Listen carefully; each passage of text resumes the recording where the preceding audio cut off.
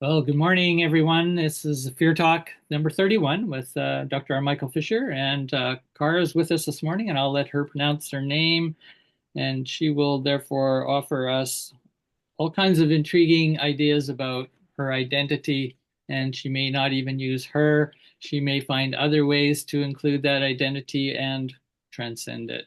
I look forward to everything that our guest today is going to bring because, number one, I am speaking to an artist, philosopher, theorist, critical thinker, and I have many other labels I will throw out on the table with our Lots of guest. labels. But let me just say a little bit to our viewers who are maybe tuning into Fear Talks for the first time that what is this all about? It's about having conversations that are hard to have. Let's put it that way. Often people can express fear, can maybe talk about other people's fear or their fears, but the conversation is usually very thin, and I'm looking for a very rich and thick, layered conversation that goes down and down and up and sideways in all directions, really multidimensional on the concept of fear. And as an artist and philosopher, Cara, I'm sure, will add some interesting perspectives to her work, the work. I'm going to suggest our guest today, again, we're not interested necessarily in having arguments, debates. That may come up. We may get passionate, but I certainly hope ultimately, so, Michael. we have to have passionate dialogue and whatever that means. But it's a digging, and it's a turning. So I always see that we're doing it together, and I think that's the difference. Like not just using each other, but we're actually really working in with each other to pursue, the wherever we're going, call them truths, call them the higher values, the lower values that need to be integrated. And I want to just say and introduce you in a totally different way than reading your website, which I have not fully done, reading your work, which I've not fully done, watching all your art videos, which I've not fully done. And That would so take many lifetimes. I Yeah. have to admit there is so much incredible work that Cara has brought into the world and birthed that I will just throw up some things that may be provocative in my understanding of who we have in front of us today. I see Cara as as I say, an artist philosopher, probably moving along in the neo-materialist, post-humanist worlds, a worker of endarkenment rather than just Mm, enlightenment. beautiful. A person who dwells in and works with the ruins and works with a re-civilizing or de-civilizing combination. A birther or a doula of the apocalypse 2.0.3.0.0.4.0. I don't know.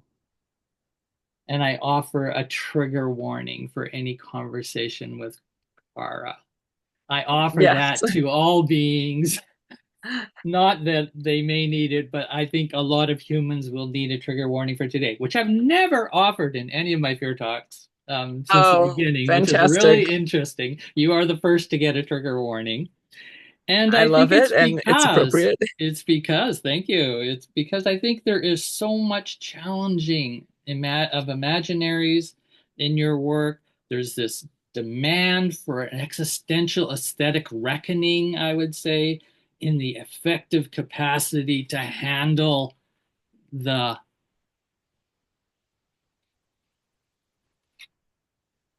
the collapse is the word that comes to me. And Okay. someone who doesn't need to recover in your work. I don't see you on a need to recover as much as to keep collapsing, keep Yeah. joining, keep collapsing, keep digesting, embodying, and so on. So ingesting. On that introduction, Cara, over to you. Introduce yourself a little and Fantastic. just respond. You don't need to give a big Fantastic. bio. I'll put a link at the bottom to all your work. With all those juicy details. Okay, fantastic. Um, in darkening, gorgeousness. I love it, Michael. So, we, us. I'll start with the pronouns I've Yeah. chosen, or that have chosen me. I am Dr.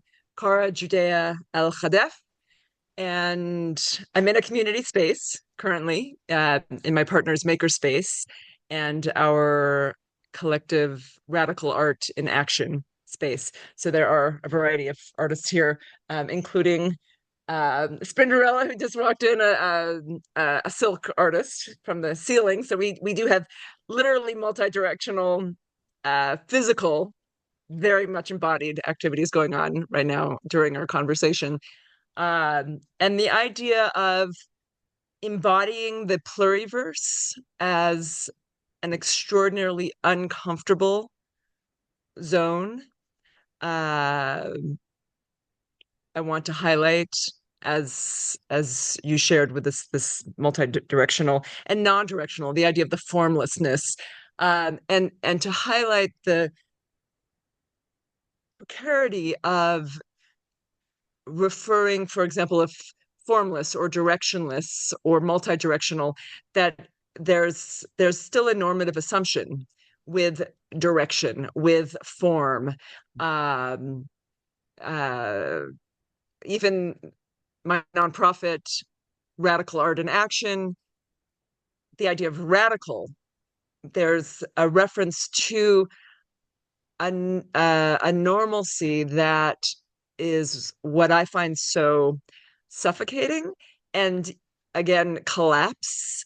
We are collapsing from these converging hegemonies of normalcy.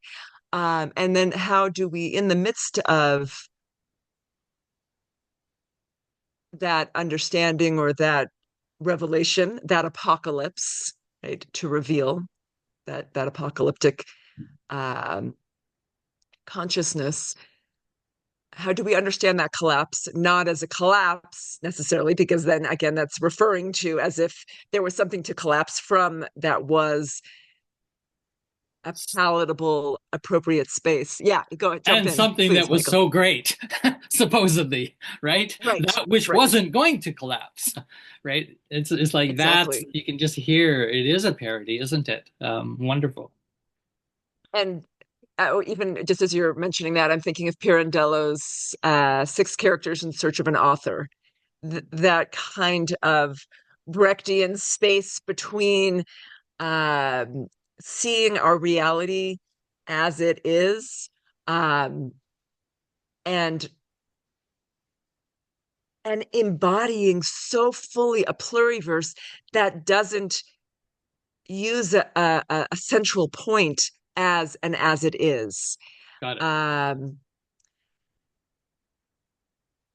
what if we were in a space, individual communal space of experiencing the normalcy of our everyday, or the everydayness, not the normalcy, but the everydayness of our quotidian, as a space of such profound plurality, multiplicity, where directionless couldn't exist because there is no direction to begin with, where formlessness couldn't exist because there is no form to begin with necessarily.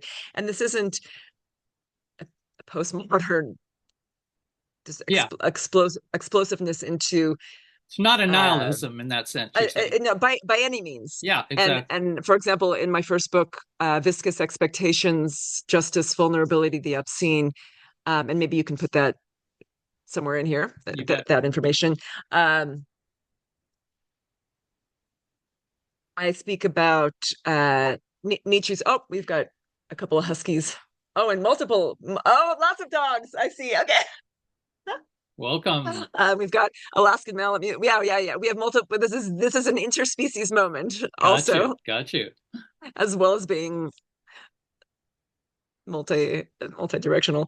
Um, but I speak about Nietzsche's sense of joy, that our interpretation of the the beyond, the elsewhere, Homi Bhabha's elsewhere, rather than being a place of overwhelm, and Mhm. like with the Occupy movement, where it was criticized, it was conceived of being as being too many fronts rather than Mm. a united faction. Mm. When in fact it was a place of joy.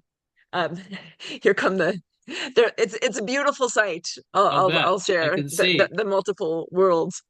Um, and that reminds me of Rabbi Arthur Waskow, who speaks about sacrifice, and that sacrifice is not a place of deprivation, but a place of joy.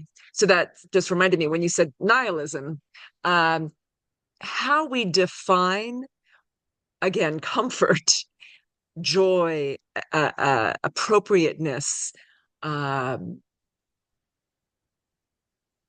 viability, clarity. These are all such precarious territories because we have so profoundly internalized the norms, these unbelievably, and I say unbelievable because I am in a constant state of shock, and I know I am tremendously naive, um, but unbelievably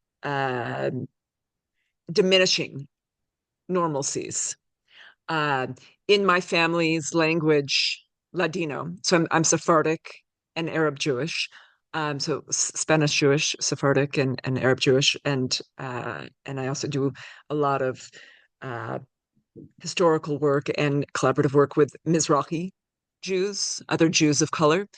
And in my family's language, Ladino, my maternal and paternal family's language, there's a proverb: uh, the camel does not see his own hump. And to me, that expresses modernity. And as Bio Okomolafe, how you and I met, how he would express white modernity, how that world of entrenchment, that is a joyful confrontation. When I see collapse, when I hear collapse, when I sense collapse, when I wake up in collapse, when I parent collapse, that's the joy uh, of moving beyond, again, Baba's elsewhere, Homi Baba's elsewhere, moving beyond these taken for granted norms that are stripping us of our beauty, of our multiplicity, of our exquisite awkwardness, of What's our the, what's vulnerability. what's the motivation for the stripping? What is my motivation? Our motivation? What's the motivation of the generic, and then you can go into your own. But let's take that as a, let's just call it a generic discourse, right? A grand narrative that's doing this stripping. That's stripping. Okay. I was thinking about me stripping the stripping, but you're speaking about the original stripping. We'll start there. Um, Yeah, what do the you, especially the related to hegemonic fear, stripping. if you can touch in there, terror. Yeah, absolutely. So, in darkening was a Yeah. beautiful word that you used. Um, Lilith has been visiting me in all kinds of manifestations recently, and she is the goddess of darkness, of night. I just wrote a piece about her and the Quaker abolitionist hunchback dwarf Benjamin Lay. Mm. Um, Exquisite connections that I'm finding between the two. And a phrase I found recently about Lilith in relation to fear is that she represents what tyrants fear, in that she is aware of her imprisonment. She is aware of her complicity. She is aware of her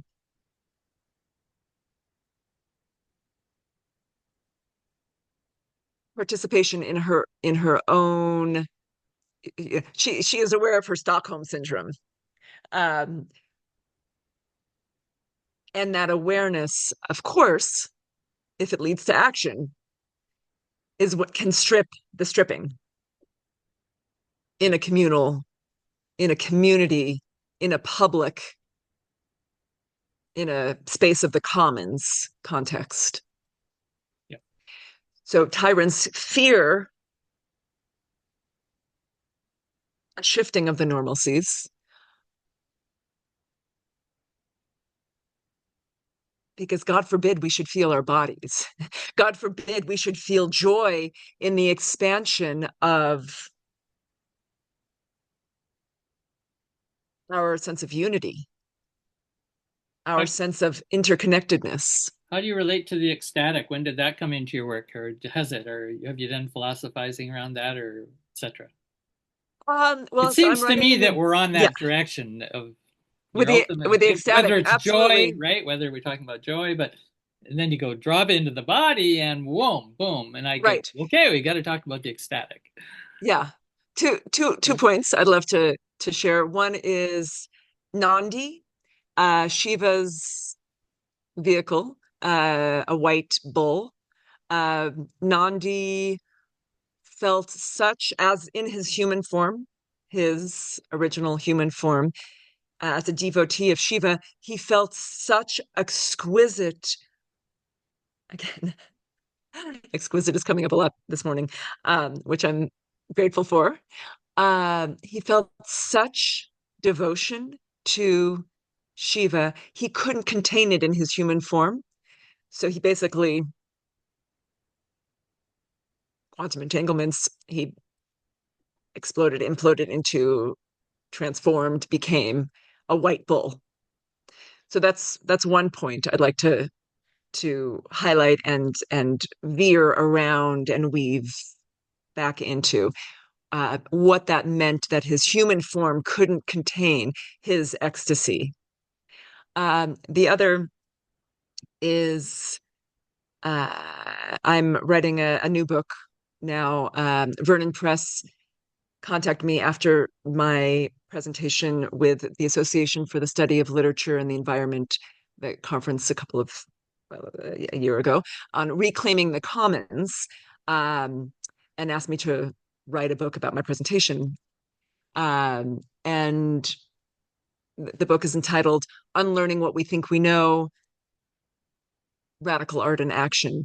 And I'm bringing that up in this context because the way I am creating the scaffolding of that material of the book, and I'll share a little bit about that because I think you would uh, get excited, uh, is to be in ecstatic movement, to be in places of ecstatic dance, communal spaces, and individual, just my own body, spaces of ecstatic dance. So I'm working with movement to create the idea generation from the book, and from that place, exploring what does it mean to be in a society.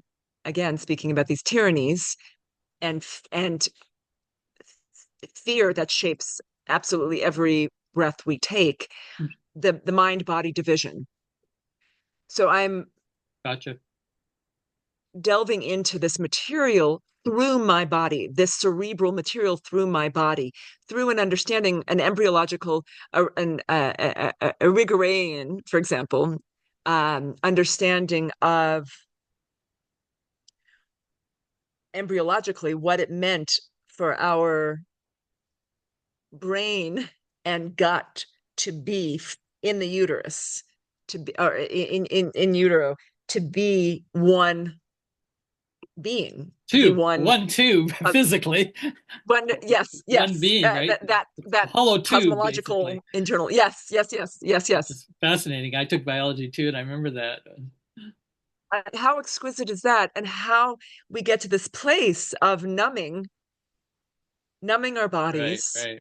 And I love that I'm having this conversation with Amanda over here, who is just with her silks hanging, and if she'll allow me, maybe I can show a bit, Yeah. because that is such powerful embodiment.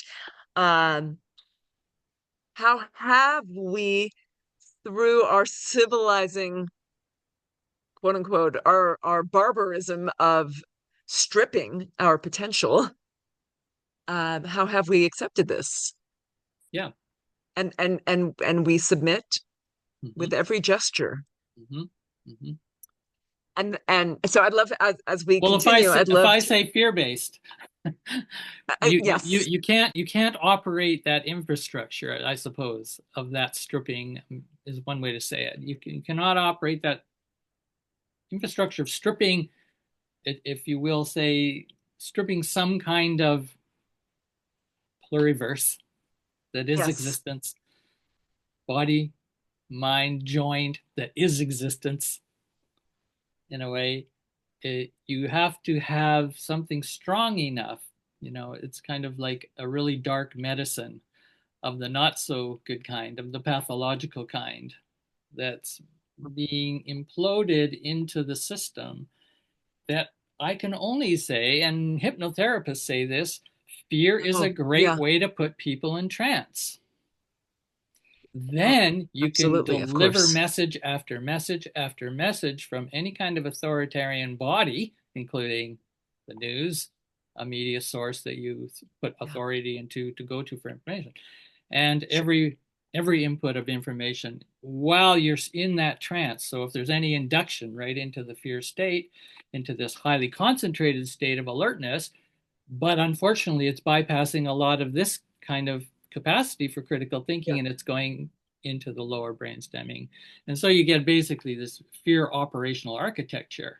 And it allows you to strip a lot because people think they're going to survive. The message is take this in and it will make you survive. Whereas you and I are saying, well, actually, no, it's going to make you collapse and worse than collapse. Something like that. I mean, Well, go ahead. become become zombies, I think, Yeah, I rather mean, yeah. than I it's funny. I have a 13-year-old son, Yep. Zazu, who loves what he would call apocalyptic zombie genre literature. Okay. And for Okay. me, that's a contradiction in terms.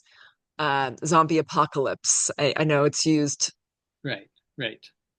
to to amplify one another, but I really believe that is I feel in my stomach, in my whole body, in my mind, Gut in my mind. my feet, in my cunt, everything. I feel that it is a contradiction in terms because uh, if we are committed with every breath to the apocalypse, to the revelation, to this shining, not light, but to shining awareness into these entrenched fears about which you're sharing, then we can't be zombies. We can't be numb. We can't be complicit. Years ago, when I was teaching performance and pedagogy, critical pedagogy at UC Santa Cruz, I had my students write a journal, a daily journal of gratitude in conjunction with a daily journal of internalized fascism. And I wanted that interplay of, again, joy and what does it mean to be continually self-aware, continually asking questions without finding paralysis, without um, coming into an impasse um, of horror that we are continually engaged in harming, killing, um, long-term destruction of everything around us. How can we? And this goes back to the sacrifice conversation with Rabbi Waskow and nihilism as joy, Nietzsche. How can we confront the fear? How can we be in the fear, embody the fear, that is now intergenerationally in ourselves, in our consciousness. How Yeah. can we be in that space without paralysis? And for me, it's a question of community. It's a And question movement. of And movement. and movement. Yes, movement. So, and my son's name Zazu means movement. I didn't know In that. I in didn't know that, right? yes, yeah, yeah, a variety of movements. In Hebrew, it's some variation of the motivation to go. Okay. Um, and then I was thinking about it as a photographer and video artist, the dialogue between stillness and movement, thinking about the law of impermanence, thinking about, of course, social movements. Toni Morrison spoke about, she said, we don't need another heroic writer. We need a persistent writer's movement. We need Oh, to nice. be in relation to one another. Mhm. And with all my parenting, I mean, none of that's going to work unless I'm working with others, unless my child is working with others, unless we are, I would say, in continual fear questioning from a place of curiosity, vulnerability, um, deep sensuousness, uh,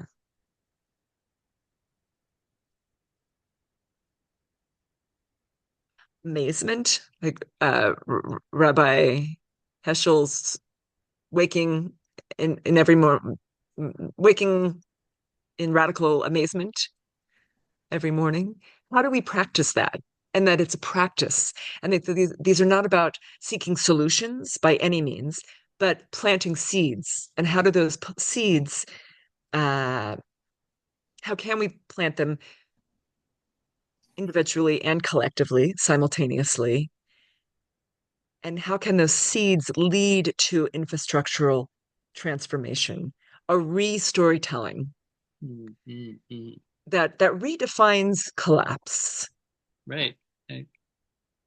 As an artist, philosopher, and all the things that you are, an eco particular philosopher, as I see, it seems that you've chosen, or it has chosen you, that your son, Zazu, has become a medium of movement.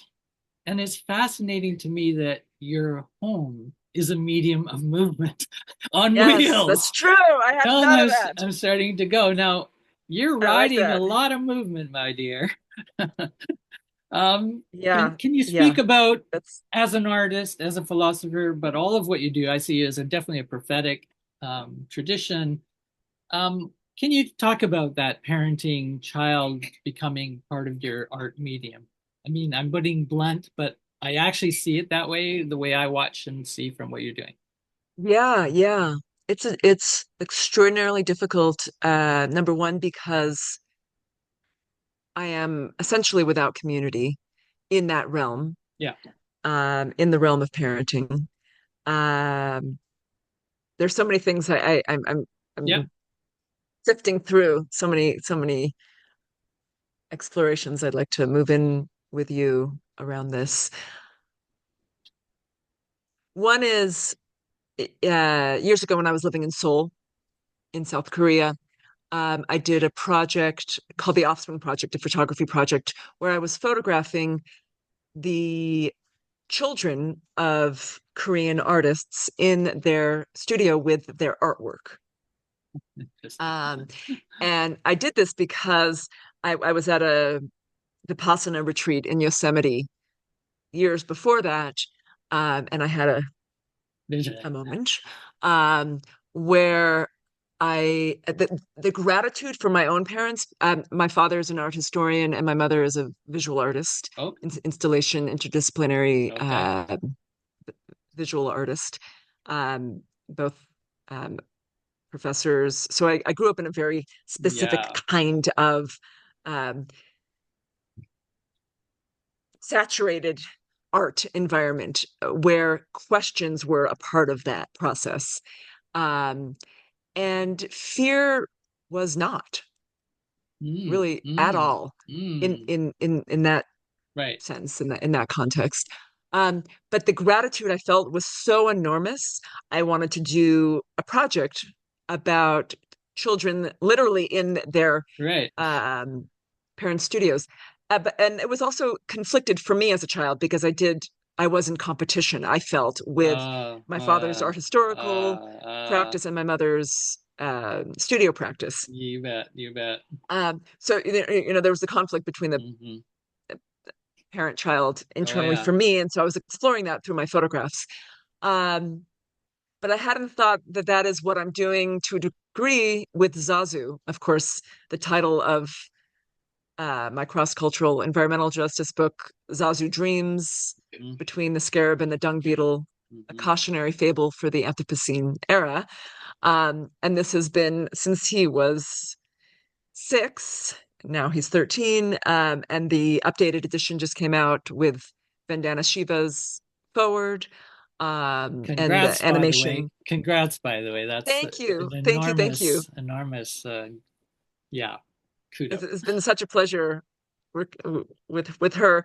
And the original edition was endorsed by Noam Chomsky, Bill McKibben, Paul Hawken, Eva Ensler, Arun Gandhi, Mahatma Gandhi's grandson, David Orr, Thomas Hartman, James E. Wines, James Hansen, um, Henry Giroux. I really had a phenomenal Yeah. cast there. And a lot of those endorsers are going to be part of the animation adaptation. So Zazu is still very much, and he just did some beatboxing and voiceover for the trailer. Oh, oh, oh, oh. We're having a multi-genre music soundtrack, Middle Eastern music with hip hop and a variety of music that the work addresses. Um, but for him as an art element um, in motion, I'm thinking of, let's see, I'm trying to formulate this. Are you familiar with Trinity Minha's work? Video artist. She's a phenomenal. Her work, Barbara fantastic. particularly has introduced me to her a bit. Oh, great. Okay, okay, fantastic. So, one of her beautiful phrases is "stillness culminates into movement." Um, and this play, this dialogue, call and response, that is not about duality, but about multiplicity and simultaneity, where ambiguity is not a lack of clarity, but a multiplicity of Hmm. clarities. Nice, nice, yeah. Um, and that's what I try and instill in my parenting and in, let's say, using Zazu Sure, as sure. integral to my pedagogical, political, ecological, ethical modeling practice out there in the world, out Yeah. here in the world, um, out us in the world. Um, and I'm thinking as you're asking me this question, I'm thinking about the bridge between my compulsive curiosity around objects and supply chain consciousness, Yeah. um, how we,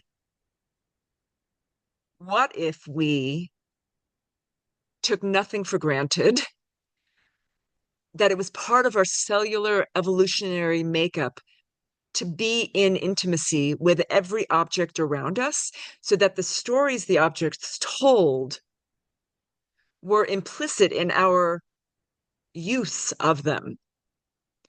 And I'm thinking about that in relation to my child,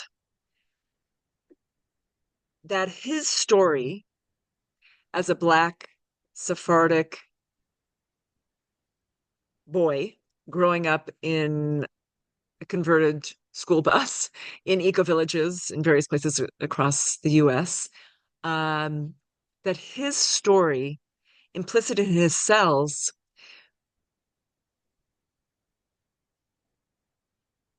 it's so it's so much for me in parallel. That imperative of knowing his story is in parallel with knowing the story of this water bottle. We just returned. My husband Wild and I just returned from a very peculiar artist colony in the Salton Sea, Beach, in on the border of California and Mexico, and it's supposedly the home, and I'd like to go back to home in a little bit since you mentioned home and movement, the home of the largest lithium deposit under that sea. So it's an extraordinarily complicated, convoluted, conflicting histories of that area.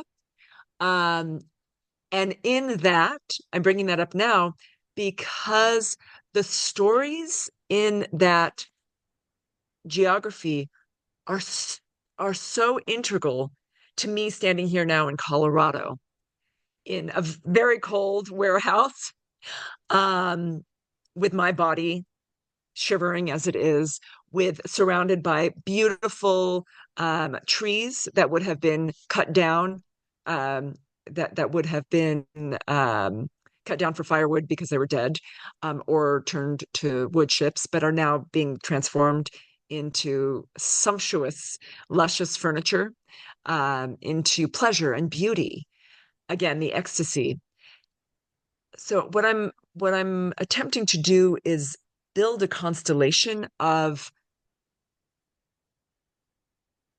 such a profound respect for objects where there isn't a division between human and object, human and wildlife, where these ecosystems were in such intimacy that these ecosystems of storytelling, if we embodied that, I don't see how fear could exist in the power structures that it currently does. And even I and even see the definition of fear, the meaning of fear, the imaginaries of fear would just imaginaries. pluralize, right? This is the difficulty. It's such Yeah, an that's my study. It's just shown how it's just monosized itself, so that exactly. we think that's fear, and then we have to Yes, relate to fear, and it's like right. I think what you're saying Exactly. is it's not about not being terrorized. There's things to be terrorized, but it's not unhealthy terrorizing. It's actually It's ecstatic, it's integral. As you said, integral. integrating the truths. Yes. The this is our, otherwise what's the point? This is our the fullness. What does it mean to be fully alive? And if we didn't have, as you said, the terror, the simultaneity of the horror and the beauty, Yep. then we would be zombies. Mm-hmm. Then we Yep. would be in a state of true, true paralysis. But what if we could take on these multiplicities, take on the understanding of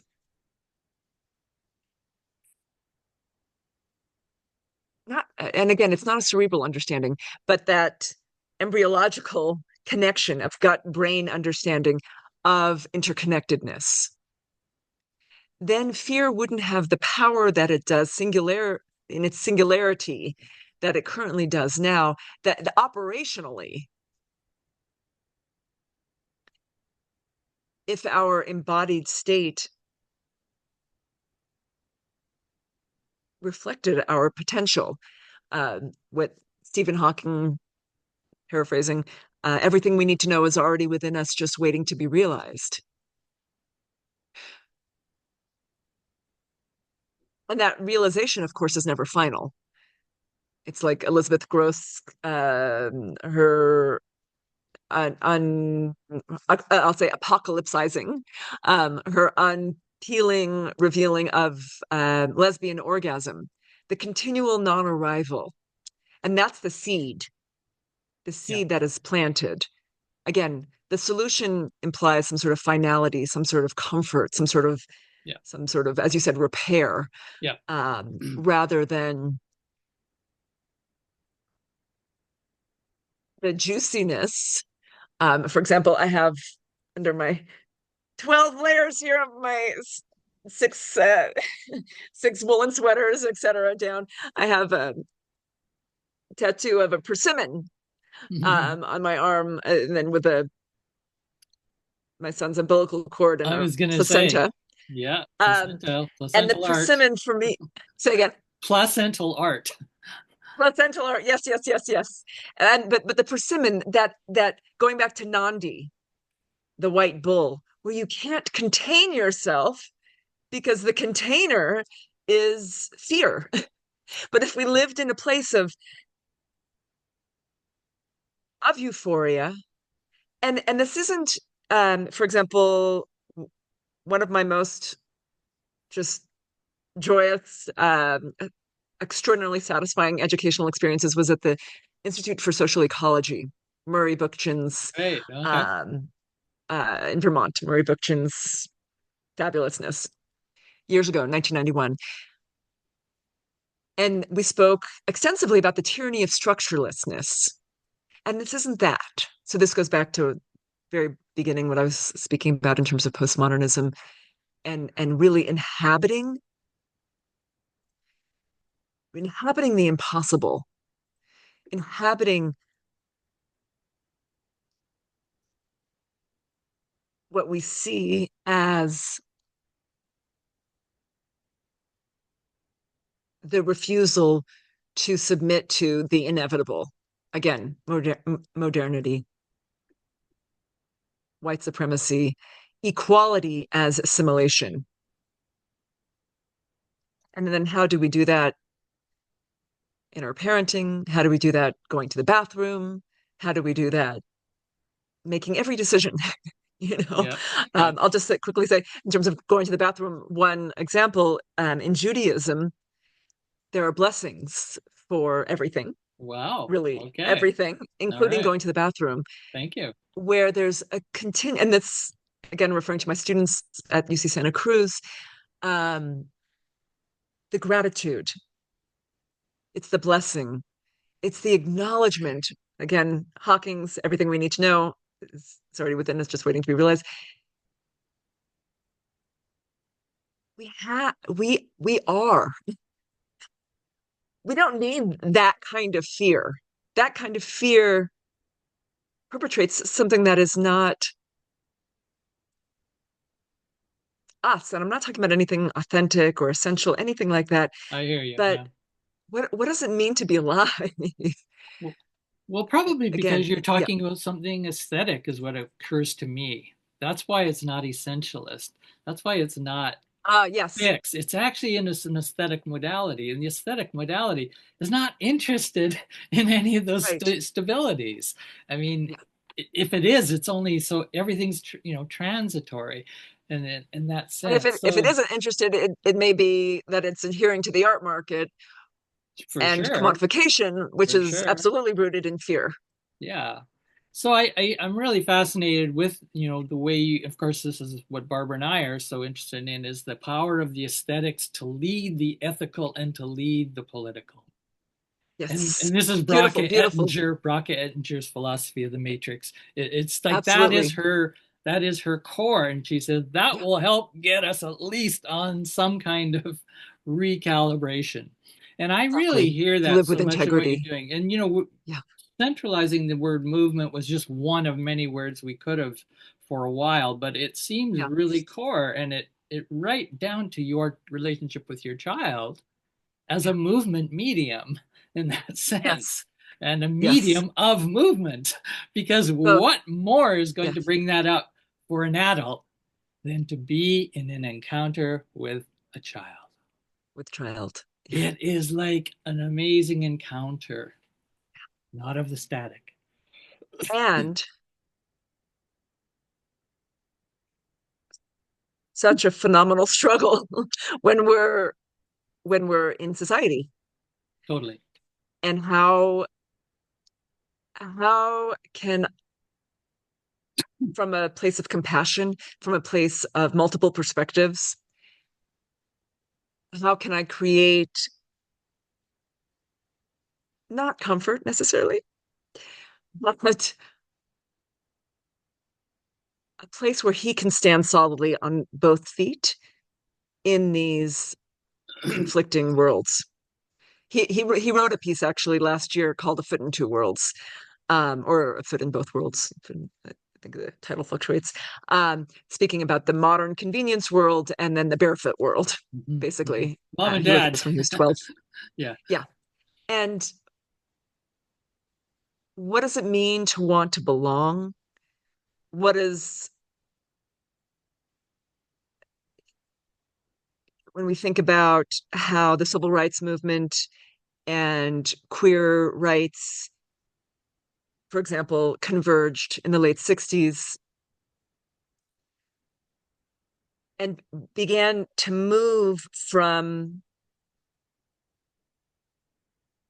acceptable conformity, you know, like again, equality as assimilation, to no, we are not trying to become you. Yeah. We and we are us. Multiple we's, multiple us's. Right. And with a child who is straddling all of these multiple conflicting worlds, how do I create a space where his hips won't snap as his mother? And it's deafening, it's suffocating, it's uh,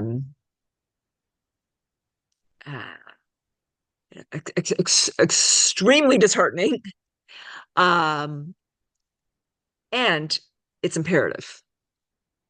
So, what do I do with that constant pull Yep. Yep. as both someone who can't just let it go? Yep. When people say compromise, as if living in this society of fear mongering is not compromising, not only every second, but every space between every second. Yep. It's inherently. Yep. So where is the equilibrium differing? How does the equilibrium differ from compromise? How does acceptance differ from resignation as a parent? As a movement,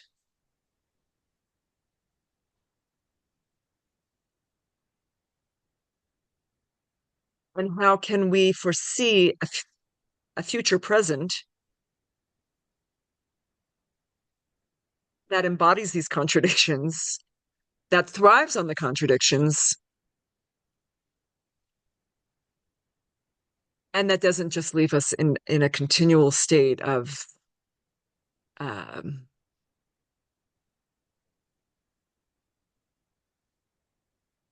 despair, Yeah. A mesmerized despair, I would put it. mesmerized despair. Yeah. And again, community. I mean, it's cliche and It's as hard work as imperative. it's as hard of work as raising a child. So get let's get on to that right now. Yeah, yeah, I've yeah, been in and out of yeah. a few conscious communities, and I know you've been playing with them Right. too for a long time. Where are you at with Decades. what we call conscious communities? Where are you at with that? Yeah, yeah. Well, so the last one we left, we were there for 2 years in our Oh, bus, okay, okay, and it was a community uh, in an eco village yep, um, in the United States that, in so many ways, lived with integrity. The humanure, we all pooped in buckets. We all had our humanure infrastructure. Um, the housing to a degree. I mean, so a lot of the infrastructure reflected the suppose the mission statement. I'll say it that way. sure, sure, sure. But raising children in many ways did, but in many ways, because of their lack of consciousness around and consciousness and action based consciousness around racial equity and cultural diversity Mm. was desperately lacking. And after 2 years, we left. Um, there were a few stints in small mountain towns. We came back to Colorado. Again, the aesthetics, surrounding ourselves by such gorgeousness, and at the same time, white homogenous Okay. communities. Okay. So again, Okay. these Okay. conflicts Okay. always. All right. Um, Okay. but we found ourselves in a small town, very small town, no stoplights, um, lots of churches. Uh, it's a town that has, I think, really incredible potential for movement making because there is such friction, because there are such differences culturally in the sense of generations of beef ranchers, beef cattle ranchers, coal miners, evangelical Christians, fundamentalist Christians, in conjunction with hippie homesteader, um, Mhm. we growing our own food, weaving our own clothing, uh, making all of our own furniture. Um, so there are these extremes, and that friction is beautiful, and that friction can potentially come together in some, I would have thought, phenomenal ways, for example, in terms of raising our children. Yet it's not. Mm. My experience, Mm. of course, I'm just speaking from my experience. Mhm. And so again, I have been very, very disappointed, and I can't raise my son here as I need to. Yep. And that is shattering. Um, and I am in such a state of confusion. My glorious mentor, Iyengar yoga Yeah. teacher, Judith Lassiter, with whom I worked and taught for Mm. many decades, would speak about confusion as a state of grace. And I'm also up to here with grace. um, so that is our current state Gotcha. Well, thanks for of sharing that. Thanks for sharing that. community. Hmm. We've got so much we could dive into, but let's just say in this next 10 minutes, let's just refocus ourselves a bit and gather anything that wants to be still brought out. Anything if you want to challenge me or push me on and so on, or be curious of. Well, Yeah, let's I'm spend. curious about your position as voice, as speaking realities that do quote unquote make people uncomfortable, Yes. um, and how that's manifested in your parenting practice, um, and self-respect. Mm-hmm. Mm-hmm. Well, yeah. Sometimes if I'm pushed into a corner and somebody asks me, "How did you survive 35 years on this project that you devoted your life to, called In Search of Fearlessness Project, and it's not a business?" Oh, okay, that's really stupid. you know, right? From Not a the business world. meaning you're not income generating. Yeah, Is that what that means? exactly, Okay, right. right. Yeah, Yeah, it's no that's a whole copyright, no other bunch of trademark. It's a project for nightmare. Yeah, yeah, humanity. That's where it came from, a vision. It's a prophetic vision, exactly. and you jump on it, and I'm very innocent and naive and jump on it. That is something I often will say, and I'm saying it again to it is all this whole journey. I mean, of all the wonderful complexity of it and my philosophical, theoretical thinking and all the things I can play with and ideas, it really is a very, very potent. Yeah, but I'm not going to give up self respect. I'm just not going to give it up. And the only way I really know how to do that, because there's many ways, but the one that really keeps coming through is, and I said it to somebody the other day, I said, I don't care if Donald Trump's president. I don't care. And I was just kind of playing, and I said, because I'm going to be creative. And I leaned into this person and I just said, I am You're not going to be physical. creative. This is like a Messiah warrior. I am going to be creative. It's a spear. It is my spear. That doesn't mean it's an answer. It doesn't mean it's a No, solution, as no. you well know, right? But it is so fundamental to that's the deep affective, emotional, embodied, autobiographic Michael Fisher in this world, this planet. But then I am so aware that is just such a small part of my battle. It feels like it's the whole battle at times. Which part Well, is the the other parts of the battle come through, I call it, the multiple realities, the alternative realities, the non-consensual reality, the pluriverses. Once you begin to travel in some way, even in just sensing a connection to yeah. that, that battle against, getting my self-esteem and my integrity, that's just, oh, that's okay, that's cool, but it's just not it. It's so minor. Yes, That's a yes.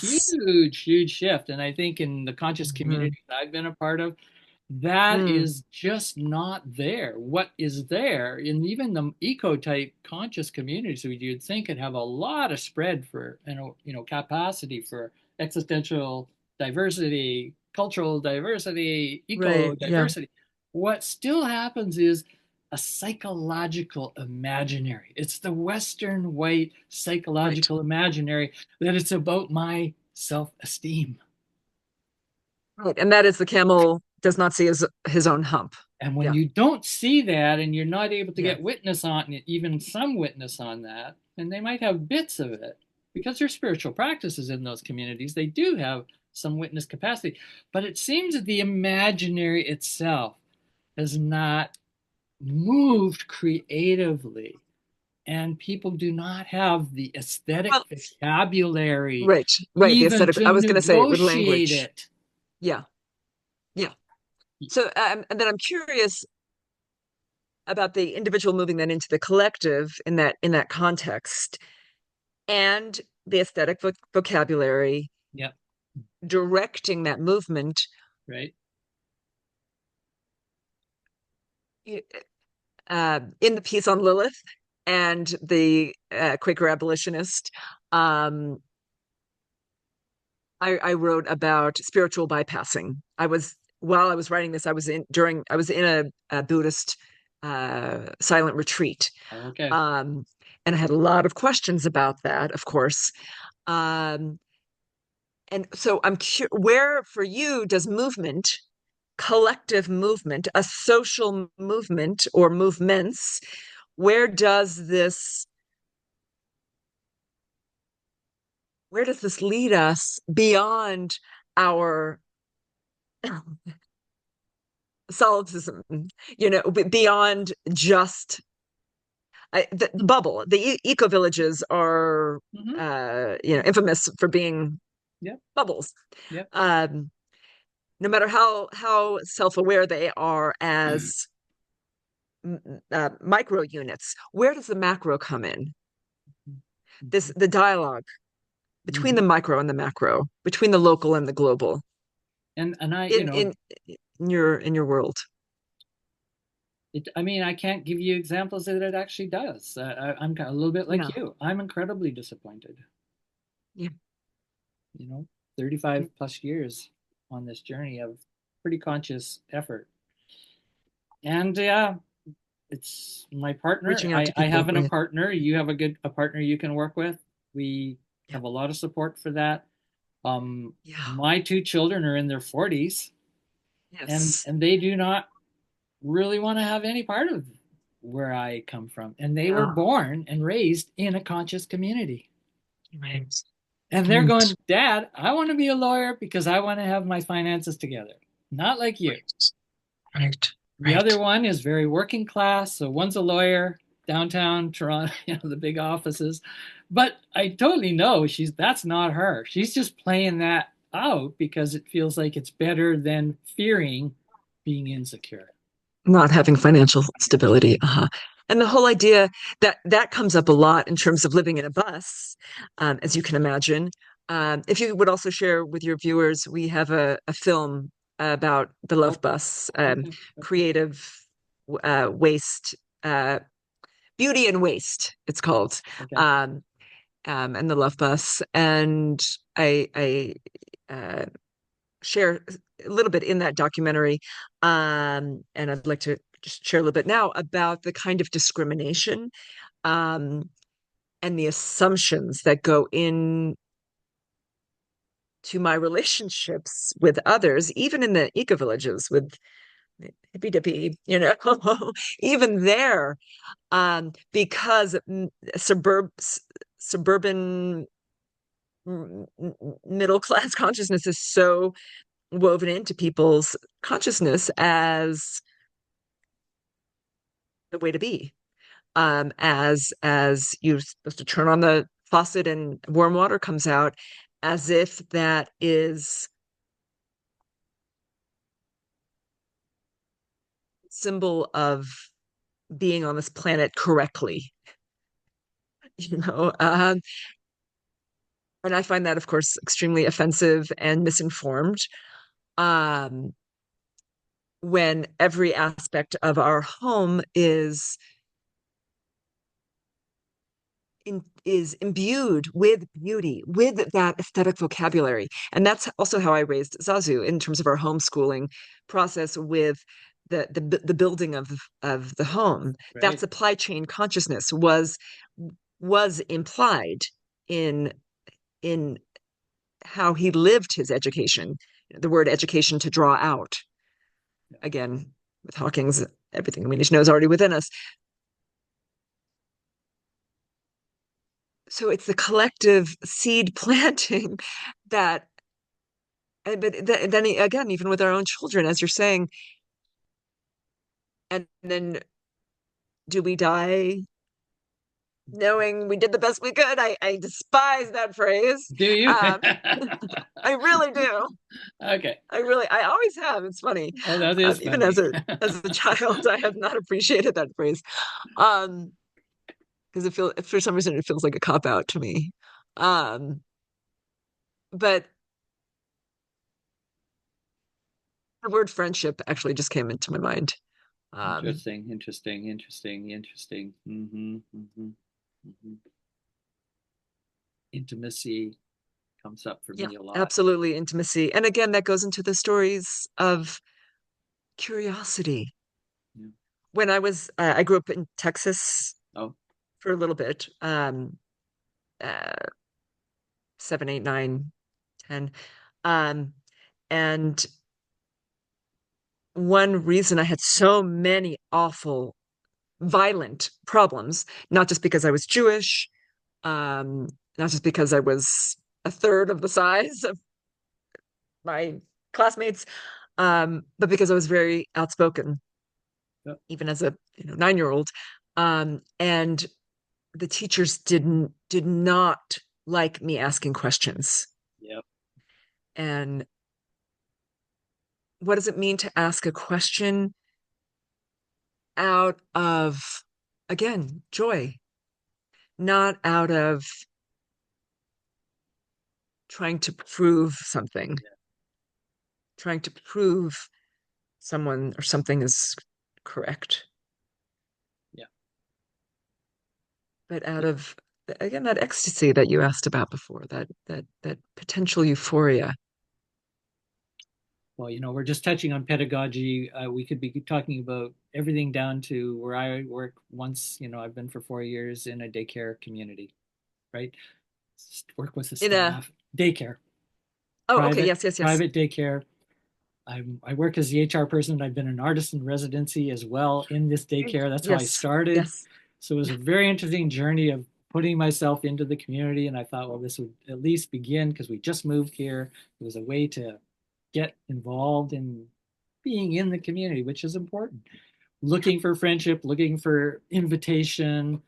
And I just, so many times said, even though in a sense they're wonderful people who work there, the 25 staff and the director who is willing to put up with me, which is pretty amazing for 4 years. That's like I'm with you, unheard of. Michael. I'm sending you a hug. That is unheard of. Yeah, I was looking for a little more of those, and I'm working with all women. Right. and and it was just at one point I had to say them in a staff meeting, and I think there's some message here that I was able to say it without any any touch of hatred, even though it was a hurting edge for me because I've done a lot of healing. I was able to say to them in a staff meeting at one point, I just want to give some feedback. Because after being there for about a year, I just said, "This is not the friendliest place that I would like it to be." Just Oh, try saying that from an outsider to the inside, and you're saying, "And you're daycare workers for kids." It just goes against everything that they could imagine. But I said it, and in the long run, it actually was okay. So if I had to leave a I message, received. it was surprising because I had a Mm, commitment in some way. I wasn't going to abandon them like I do typically. I go in, I don't like it, this isn't working, and I'm right. usually Right. out. But I'm 73 years now. I'm Yeah. 73. I've really got nothing to gain or nothing to lose. Right. I'm not on a career jump here.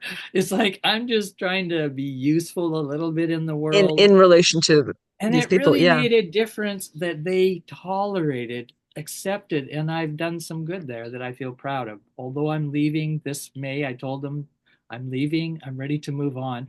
And here's what I said. I said to them, I'm only interested right now in this time in my life. You can sort of do this when you're 73. I'm at this time in my life, I'm only interested in being with people who want to transform and that they want to talk about post November 5th election 2025 in America. I actually said that to the staff. Yeah. And they listened Fantastic. and they just went, okay. I felt When so you're, good saying that. I I'm sure riding you were my able to bike breathe. home because I said what I Yes. wanted to really say. Yes. I don't want to be There's the around people self-respect. who Yeah. don't want to talk about that right now. Yeah. There's lots of people you You're can talk you're to. you're Go reminding me that ahead. the word Kabbalah Oh, means to receive. And what does it mean to be in a mutual reciprocity state that isn't transactional, yeah, but that's transformational? right. Nice. And that can bring us closer to ourselves and one another simultaneously. That's that intimacy, right? It's intimacy plus Yeah. plus plus multiply Al, multiply al multiply. alchemy. Yeah, Yeah, alchemy is nice. I love it. Thanks so much definitely. for today. It's been Thank so you. enjoyable. What was good for you today? That was good for me. Let me see. With my chili toes Yeah, here, so much was good for me. I'm going to. yeah. I didn't hang over any of the sculptures. Let me see. What was good, Michael? I really enjoy your rhythm, and I feel like you're a kindred spirit. Uh, some of your phrasing helped clarify my own meanderings, my own, um, and these meanderings are essential for my existence.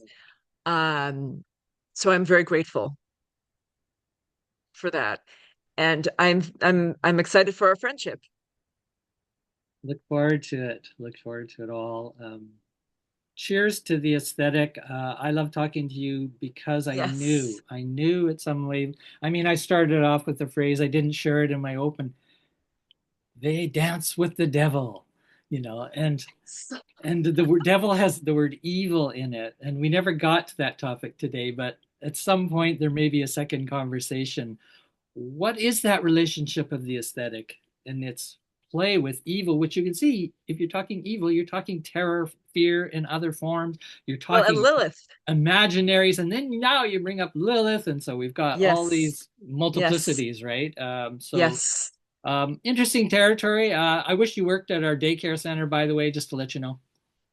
Oh, I well, would I don't know love to that I put wish I you was in there, front. but I would I love to put I you would. in front of children. Oh, well, I would be happy to come as a visiting artist or a visiting Exactly. scholar or Yeah. a Okay. visiting something. Um, so yeah, Yes. keep that in mind. Because I do move from a place of such interdisciplinarity, um, and the weaving of the layers are so um, integral to my pedagogical Yeah. process and just the intimacy process. I would be happy to Yeah. brainstorm with you in that Well, you context too. glad to do this today for sure. So see you again. And Go and ahead. I'd love to hear just if in what Yeah. sentence what was most pleasurable for you Yeah. or most I would something. definitely say having someone to dive into aesthetic vocabulary, critical literacy that is an advanced level, regardless if you like that term or not. It to me is just such a longing for me to have that vocabulary Yeah, exchange. It's yeah, so rare. And it just tells me about our society, how it does not allow, nurture developmental, advance in aesthetics. Bottom line for me, that's just one. And that's connected with pedagogy so closely. Go ahead. and just what you're saying, our society doesn't nourish that yet. Now, yeah, It's thank you. it's So all around us. I mean, it just I mean, looking at, I mean, it's everywhere. yeah. So So we have this to is just remind ourselves. yeah, this is you with your, the teacher is not the teacher in the classroom. The teacher is everything. Exactly, That's how I exactly. kind of introduce you. Here's a teacher who thinks the teacher is everything. I love it. I Welcome. love it. Thank you. Thank you, Michael. Enjoy. You too. Give Barbara a big hello and hug for Will me. do. Bye bye.